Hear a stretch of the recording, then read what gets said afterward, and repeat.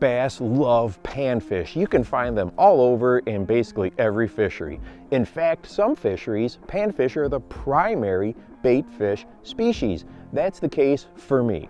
Now, I've promised myself I will spend more time learning and experimenting with panfish type swim baits this season. This one is the Gillsoft 130.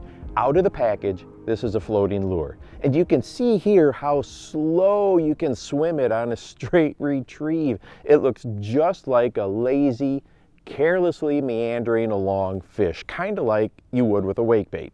And then when you stop it, it literally just sits perfect. You can twitch it or whatever you like and then move it along again. I can't wait to try this out over some weed beds this summer.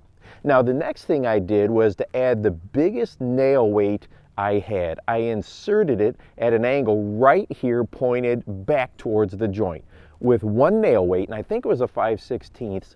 Look what happens. This lure now has a super slow sink to it.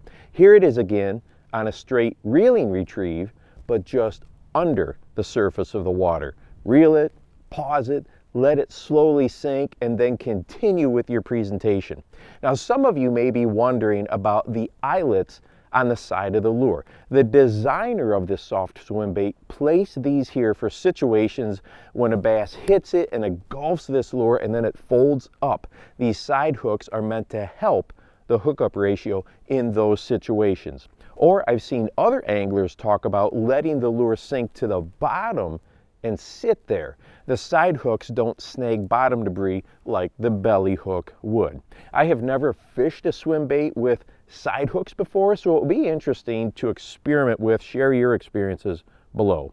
I know I've also seen anglers who use these do an effective left-right cut mixed in with that straight reeling retrieve. They will reel it steady, throw slack in the line, and give it a pop, pop.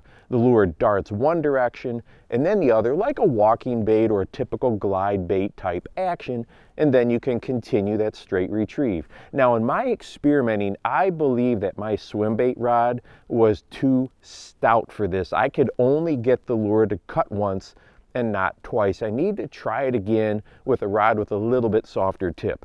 Now, also in our last Bass Behavior Bundle live stream, some of our members, Kevin and Brad, were talking swim baits. Now, Kevin mentioned to try using the nail weight on the side and mimicking a panfish that's rolling over to imitate that sick, wounded, something's not quite right type of a look. It's very similar to the Jackal dead rise, but instead of floating up, it would have that slow sink. I am really excited to try that and report back to you.